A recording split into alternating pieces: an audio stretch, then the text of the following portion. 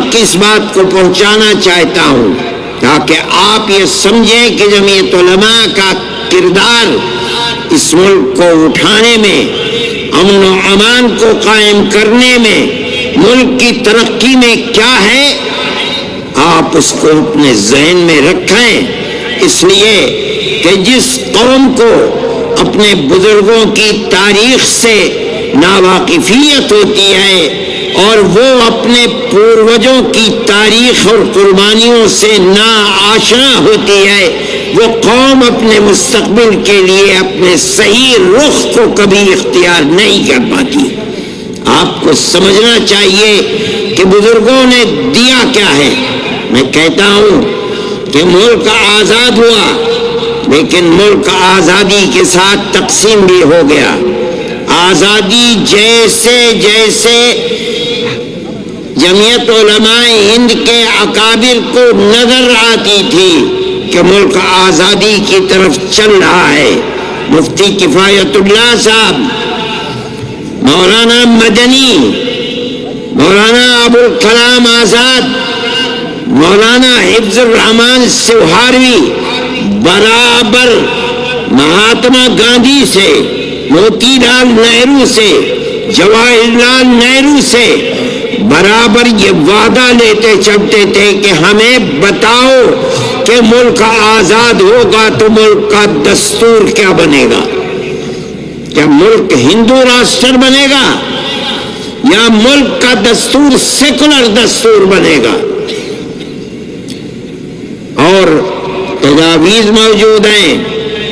سن 46 کا کانگریس کا بلٹن موجود ہے، ہمارے پاس کانگریس کے جواب موجود ہیں، آج بھی موجود ہیں، جن میں کانگریس کمیٹی، اس کی ورکنگ کمیٹیاں، اس کے عام اجلاس برابر ہمارے خطوط کا جواب دیتے ہیں اور یہ وعدہ کرتے چلتے ہیں کہ ملک آزاد ہوگا تو ملک کا دستور سیکولر دستور ہوگا۔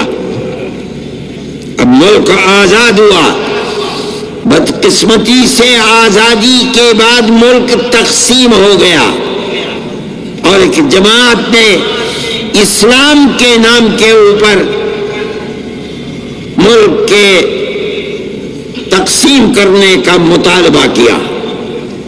ہمارے اکابر نے اس کی مخالفت کی، ان کے گلے میں جوتوں کا ہار ڈالا گیا، ان کی ٹوپیوں کو اچھالا گیا، ان کی پگڑیوں کو پامال کیا گیا، مگر انہوں نے اپنی قوم اور اپنے ملک کے لیے جس نظریے کو حق سمجھا تھا ہر چیز کو برداشت کیا، مگر ایک بال برابر ان کے پیر میں جنبش نہیں آئی۔ یہاں تک کہ ملک تقسیم ہوا۔ یہ ملک تو اللہ کا ملک ہے، زمین و آسمان وہ جو چاہتا ہے کرتا ہے۔ ملک کی تقسیم کے بعد ہندوستان میں ایک آواز اٹھی، میں نام لینا نہیں چاہتا ہوں، اگر نام لوں گا تو لوگوں کو تکلیف پہنچے گی۔ مولانا ابوالکلام آزاد نے انڈیا ونس فریڈم کے اندر نام لے کر بتایا کہ وہ یہ سمجھتے تھے کہ ملک اسلام کے نام کے اوپر تقسیم ہو گیا، اب ہمارے ملک کا دستور سیکولر دستور نہیں بلکہ مذہبی دستور ہوگا، اور یہ ملک ہندوستان ہندو اسٹیٹ بنے گا، سیکولر اسٹیٹ نہیں بنے گا۔ بڑی قداور شخصیت تھی ملک کی، ان کے ساتھ ایک نظریاتی جماعت تھی، لیکن جمعیت علماء ہند تنہا ایک پتھر تھا جو درمیان میں کھڑا ہوا، اور ہمارے اکابر تنہا تھے۔ اس وقت جماعتیں کہاں تھی؟ آج تو آدمی اپنی جیب میں جماعت لیے پھرتا ہے، صبح کو جماعتیں بنتی ہیں، شام کو ٹوٹتی ہیں۔ اس زمانے میں ملک کے اندر کوئی مسلم ایسی تنظیم نہیں تھی جس کے پاس 150 سال کی قربانیوں بھری تاریخ ہو۔ علماء کی جماعت تھی۔ 1803 میں شاہ عبدالعزیز صاحب محدث دہلوی نے، جس دن انگریز نے، ایسٹ انڈیا کمپنی نے اعلان کیا تھا کہ آج ملک خدا کا ہے، خلق خدا کی ہے، حکومت اور ملک بادشاہ سلامت کا ہے، لیکن آج سے ملک کے اندر حکم ایسٹ انڈیا کمپنی کا ہے، اس دن شاہ عبدالعزیز صاحب محدث دہلوی نے اعلان کیا تھا کہ آج ہمارا ملک غلام ہو گیا، اس کی آزادی کے لیے جہاد کرنا ہر مسلمان کا فرض ہے۔ یہ پہلی آواز تھی ملک کی آزادی کے لیے، لوگ نہیں جانتے۔ اور پھر یہ آزادی کی آواز کے اندر جان پیدا ہوتی رہی، ان کے شاگرد، ان کے خانوادے کے لوگوں نے اس کو آگے بڑھایا۔ شاہ اسماعیل شہید، سید احمد شہید رحمت اللہ علیہما کو پیدا کیا۔ مولانا نے جو بات کہی تھی اس کی بڑی قیمت چکائی۔ مولانا کو زہر دیا گیا، مولانا کے جسم میں سفید داغ پڑ گئے، مولانا کی جائیداد کو قرق کر لیا گیا، ان کے مدرسے کو دفن کر دیا گیا، یہ تمام کچھ ہوا۔ لیکن وہ مرد مومن تھا، سب کچھ اس نے برداشت کیا، لیکن اس کے پیر میں جنبش نہیں آئی، وہ چلے گئے دنیا سے 1824 میں، اور ان کے پیدا کیے ہوئے لوگوں نے اٹھایا اس کردار کو، اور یہاں تک کہ سن 31 کے اندر وہ بھی بالا کوٹ کے میدان میں شہید ہو گئے۔ ہندوستان کی آزادی کی تاریخ میں دنیا نہیں جانتی، ارباب سیاست بھی نہیں جانتے، سب سے پہلا جہاد آزادی سن 1831 کا جہاد آزادی ہے۔ لیکن جن لوگوں کے سینے کے اندر اپنے ملک کی آزادی کی آگ تھی وہ خاموش نہیں بیٹھے، انہوں نے ٹھیک 26-27 سال کے بعد پھر دہلی میں، میرٹھ میں، سہارنپور میں، سنبھل میں، مراد آباد میں، پنجاب میں پھر آزادی کی آگ جلائی۔ مراد آباد میں نواب مجو خان کو پکڑوا کر کے، اور انگریز نے گھوڑے پر بیٹھ کر اور ان کے زندہ جسم کو گھوڑے کے ٹاپ میں پیر میں باندھ کر اور بھگا کر کے ان کے ٹکڑے ٹکڑے کر دیے۔ آج بھی وہاں قبرستان ہے مراد آباد میں جس کا نام ہے گنج شہیداں۔ آج لوگ جانتے بھی نہیں گنج شہیداں کا مطلب کیا ہے۔ اتنے لوگوں کو قتل کیا گیا تھا، کہتے ہیں کہ مٹی ان کے خون سے سرخ ہو گئی تھی، اس کا نام ہی گنج شہیداں ہے، بہت بڑا قبرستان ہے۔ میں یہ کہتا ہوں کہ ہندوستان کی تاریخ کے اندر علماء کا کردار کیا ہے یہ آپ کے سامنے ہے۔ ٹھیک ہے، اس کے اندر بھی 31 میں شکست ہوئی، سن 57 میں شکست ہوئی۔ مورخین لکھتے ہیں روح روشن مستقبل کتاب ہے، روشن مستقبل کتاب ہے، روح روشن مستقبل کتاب ہے۔ ان کتابوں کو آج بھی پرانی لائبریریوں کے اندر دیکھا جا سکتا ہے۔ سن 1857 کے اندر دلی میں صرف علماء 33,000 علماء کو شہید کیا گیا ہے۔ یہ آپ کی تاریخ ہے، دنیا جانتی بھی نہیں ہے۔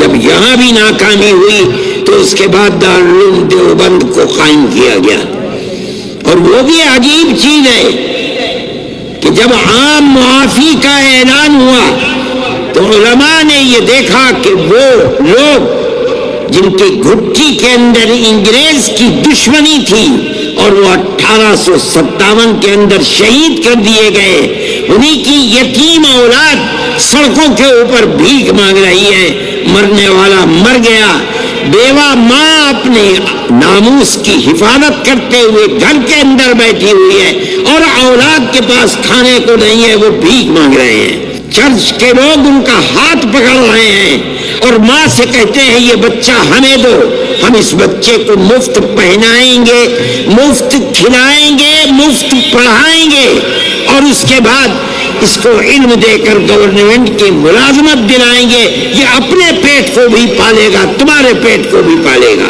یہ ان کے لیے ایک بہت بڑی چیز تھی کہ جس کا باپ انگریز کی دشمنی کے ملک کی آزادی کے لیے اپنی جان قربان کر دیتا، آج انگریز اسی کے اولاد کو پکڑ کر اپنا وفادار بنا رہی ہے۔ یہ لوگ فقیر تھے، درویش تھے، ان کے پاس کچھ نہیں تھا، انہوں نے اعلان کیا، دارالعلوم دیوبند کی بنیاد ڈال دی سن 1866 میں، اور یہ کہا اپنی اولاد ہمیں دو، ہم اسے مفت پڑھائیں گے، مفت لکھائیں گے، مفت کتابیں دیں گے، کھانا دیں گے، اور مجاہد باپ کی اولاد کو مجاہد بنا کر دنیا کے سامنے پیش کریں گے۔ وہ اس میں کامیاب ہوئے۔ یہ حیرت کی بات ہے، انگریز اگر کہتا تھا کہ ہم اس کو کھانا روٹی دیں گے، پڑھائیں گے، اس کا دعویٰ یہ تھا کہ اس کی حکومت کے اندر سورج غروب نہیں ہوتا۔ ہندوستان کی دولت کو انہوں نے لوٹا تھا، وہ لوٹ رہے تھے، ان کے ہاتھ میں طاقت تھی۔ یہ تو درویش لوگ تھے، ان کے پاس صبح کا کھانا ہے تو شام کا نہیں، شام کا ہے تو صبح کا نہیں، ان کے اندر کہاں سے یہ طاقت پیدا ہو گئی؟ لیکن آپ یہ دیکھیے، اور 150 سال کی تاریخ میں اس کے اوپر غور کیجئے، ان کے پاس خود کچھ نہیں تھا، انہوں نے مسلمان قوم کو تیار کیا اور کہا کہ ان مدرسوں کی حفاظت کرو، مجاہدین کے ان بچوں کے لیے چندہ جمع کرو، مجاہد کی اولاد کو ملک کے آزادی کے لیے جہاد کرنے والا بناؤ۔ لوگوں نے اپنے دل نکال کر دے دیے، اور 150 سال کی تاریخ میں آج تک دنیا میں یہ قوم کہیں بھی بس رہی ہے، ان مدرسوں کو چلا رہی ہے۔ یہ ان کی کرامت ہے، انہوں نے قوم کو یہ پیغام دیا کہ اگر اس مدرسے کی حفاظت کی تو تمہاری آنے والی نسلوں کے دین و ایمان کی حفاظت ہوگی، اگر یہ ختم ہو گئے، ان کے دروازے بند ہو گئے تو تمہاری آنے والی نسلوں کے دین و ایمان کی بھی کوئی گارنٹی نہیں ہے۔ میں یہ بات کہتا ہوں کہ ملک کا وہ سیکولر دستور جس کے اندر اقلیت اور اکثریت نہیں بلکہ اس ملک کی حفاظت چھپی ہوئی ہے، ضامن ہے، وہ دستور ہے جس دستور کو جمعیت علماء ہند نے بنوایا ہے۔ جمعیت علماء ہند نے کہا کہ ہماری 150 سال کی قربانیاں ہیں، ہم آپ سے وعدہ لیتے چلے ہیں، آپ کی تجاویز ہمارے پاس ہیں، آپ نے یہ کہا ہے، ہم سے وعدہ کیا ہے کہ ملک کا آزاد ہوگا تو ملک کا دستور سیکولر دستور ہوگا۔ وہ تجاویز موجود ہیں کہ مسلمانوں کی مسجدیں محفوظ رہیں گی، قبرستان محفوظ رہیں گے، مسلمانوں کے تہذیب و تمدن محفوظ، ایک لسٹ ہے، میں تو یاد نہیں رہا، میں وہ لے کر کے آتا، میرے تو بیگ میں رکھی ہوئی ہے۔ آپ نے ہم سے وعدے کیے ہیں، ان وعدوں کو پورا کیجئے۔ اگر ملک کی تقسیم کے اوپر دستخط کیے ہیں، آپ مجرم ہیں، آپ نے دستخط کیے، ہم نے دستخط نہیں کیے۔ ہماری ٹوپیاں اچھالی گئی، ہماری پگڑیوں کو زمین سے روندا گیا، ہم کبھی پیچھے نہیں ہٹے۔ جمعیت علماء کا وزن تھا، یہ 150 سالہ تاریخ تھی، وہ لوگ تاریخ کے جاننے والے تھے، وہ سمجھتے تھے کیا بات ہے۔ جمعیت علماء کے سامنے انہوں نے گھٹنے ٹیکے اور ملک کو سیکولر دستور ملا۔ یہ سیکولر دستور اس ملک کی اقلیت اور اکثریت کے لیے خدا کی بہت بڑی نعمت ہے، اس پورے ملک کے لیے خدا کی نعمت ہے۔ میں یہ کہتا ہوں کہ اب حالات نے ملک کے کروٹ لی ہے، جمعیت علماء کا نظریہ میں نے آپ کے سامنے پیش کیا. جمعیت علماء نے ملک کو سیکولر دستور دیا. یہی جمعیت علماء کا نظریہ ہے. سیکولر دستور کا مطلب یہ ہے کہ حکومت کا کوئی مذہب نہیں ہے. ملک میں بسنے والا جنتا ہر مذہب کی ماننے والی اپنے مذہب پر عمل کرنے اور چلنے میں آزادی رکھتی ہے. رہ گیا ملک، حکومت اس کا کوئی مذہب نہیں ہے. جمعیت علماء اپنے اس نظریے کے اوپر قائم ہے.